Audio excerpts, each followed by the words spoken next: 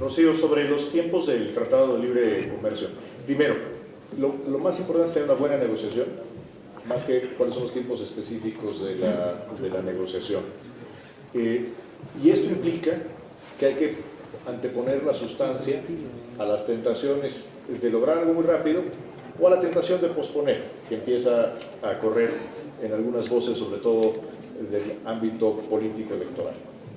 El gobierno de México tiene una responsabilidad que es defender los intereses de la nación y de los mexicanos en todas las trincheras y en todos los temas. Eso incluye el Tratado de Libre Comercio. Y por lo tanto, lo que se está privilegiando es llegar a un resultado. Naturalmente, hay que reconocer que los calendarios electorales pueden tener cierta influencia en el entorno político en el cual se desarrolla la negociación, pero al final de cuentas la negociación es una negociación técnica comercial. Y eso es en el ánimo con el que se está trabajando, y yo no descarto ningún escenario respecto a los tiempos. Existe la posibilidad de que se logren acuerdos sustanciales en principio durante el primer semestre de este año, puede ocurrir en el siguiente semestre del año. Tenemos que estar preparados para todos los escenarios, pero lo que no podemos hacer, y ciertamente sería el gobierno de la República, el gobierno del presidente Enrique Peña Nieto, no va a renunciar a su responsabilidad de defender los intereses de México y lograr una buena negociación por subordinación a un calendario de carácter político. Al final de cuentas, en la democracia siempre hay elecciones y tenemos que aprender a que las instituciones deben de funcionar y los trabajos del gobierno tienen que continuar más allá del calendario electoral. La Alianza del Pacífico efectivamente es un año en el cual 3 de los 4 integrantes tendrán cambio en el titular del Ejecutivo. Ya ocurrió la elección en Chile, fue electo el presidente Piñera, que sabemos además que es un gran entusiasta de la Alianza del Pacífico porque fue en su anterior gestión como presidente uno de los presidentes fundadores de la Alianza. Yo tengo la convicción de que con independencia de quién gobierne en los países de la Alianza, los resultados de ella son tan contundentes, tan tangibles, que inmediatamente logra tener el respaldo. Lo hemos visto en transiciones políticas anteriores, incluyendo la transición en México. Al presidente Peña Nieto no le tocó iniciar la Alianza del Pacífico, le tocó al presidente Felipe Calderón. Y sin embargo, el presidente Peña Nieto rápidamente se dio cuenta de el gran potencial que tiene la Alianza para México. Lo mismo ocurrió ya en Perú con 2 cambios de gobierno. El primer presidente Humala, Humala, después el presidente Pedro Pablo Kuczynski. También ya ocurrió en Chile con la llegada de la presidenta Bachelet, que hubo mucha especulación si la presidenta apoyaría a la alianza, y en los hechos demostró que apoyó a la alianza con gran convicción. Así que yo creo que lo más importante para que la alianza continúe es seguir trabajando sus resultados concretos. Recordar que la alianza no es una plataforma retórica, ni siquiera es una plataforma política, es una plataforma de integración económica, con un alto contenido pragmático enfocada en resultados. Y la mejor manera de fortalecerla es que eso siga siendo, tanto al interior de los 4 países, ahora que estamos en la integración de carácter financiero, y por supuesto en su expansión hacia otros horizontes a través de la figura de Estado asociado, como he comentado. Jesús, con respecto a la situación de los migrantes mexicanos en los Estados Unidos. Primero, es un hecho que la cifra de detenciones en términos porcentuales ha crecido, pero en términos absolutos es mucho menor a la disminución que tenemos en las deportaciones. Es decir, aún considerando el efecto futuro, que si todas estas detenciones se convierten en deportaciones, el número es 3 veces menor a la reducción que hemos tenido en las deportaciones. Por lo tanto, no se puede extrapolar y decir es que están creciendo las detenciones, van a crecer las deportaciones, viendo los porcentajes. Hay que ver los números absolutos y esto no se acredita. Sin embargo, coincido en que la política migratoria de la administración Trump está empezando a materializarse y pudiera incluso acelerarse conforme logra mayores recursos humanos y presupuestales. Por lo tanto, es indispensable que no bajemos la guardia. El año 2017 fue un año extraordinariamente valioso en el sentido de que nos permitió prepararnos, nos permitió fortalecer capacidades, informar a la comunidad y tejer una red de alianzas con las organizaciones de paisanos, pero también con las organizaciones de abogados de defensores de los derechos civiles, que hoy es una alianza sin duda muy eficaz.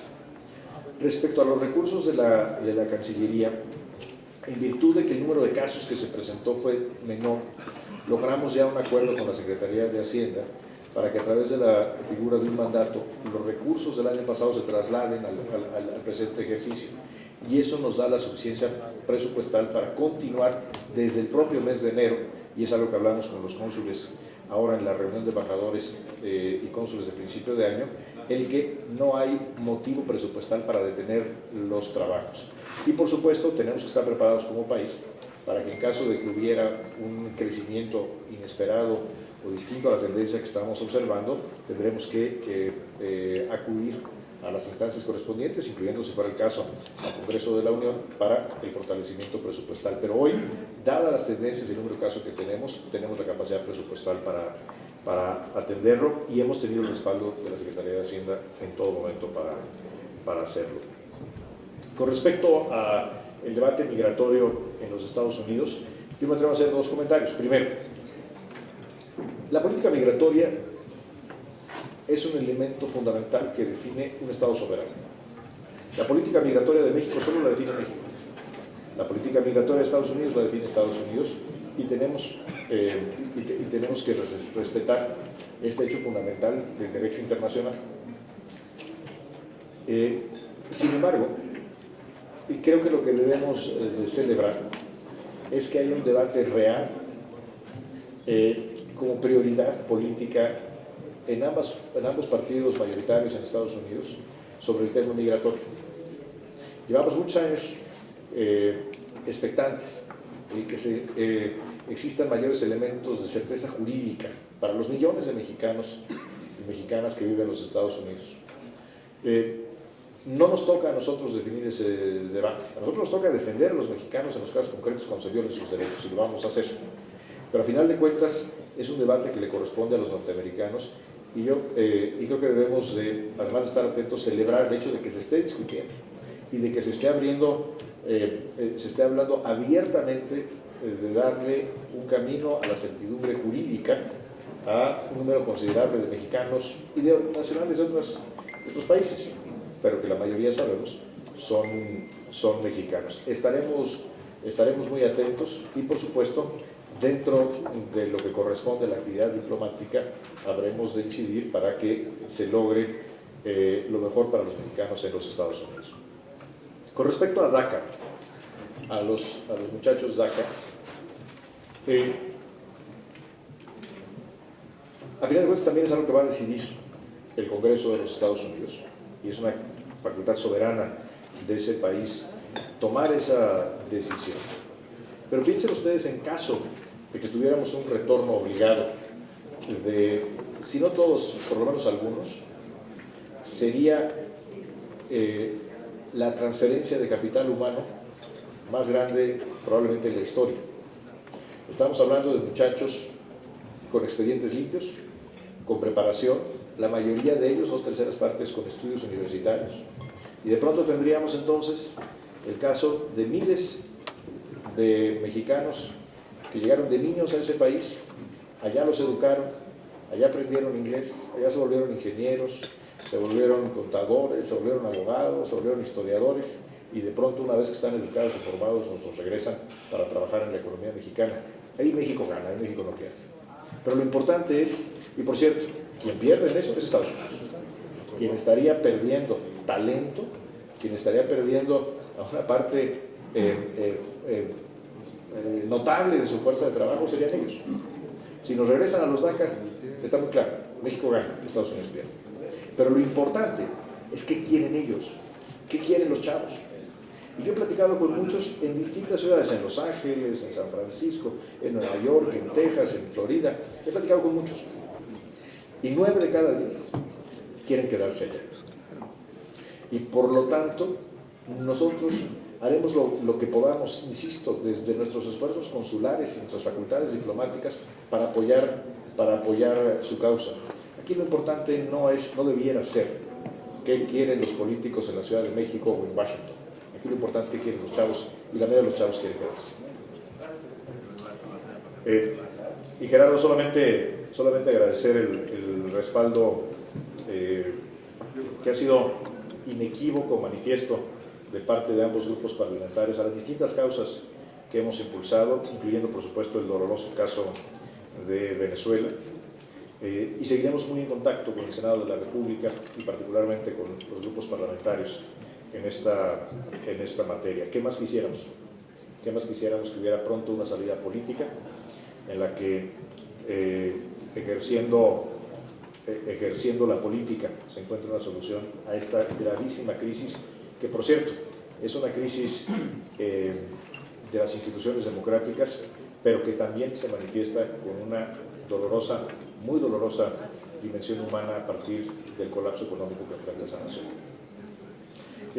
Y por cierto, ahí quiero corregir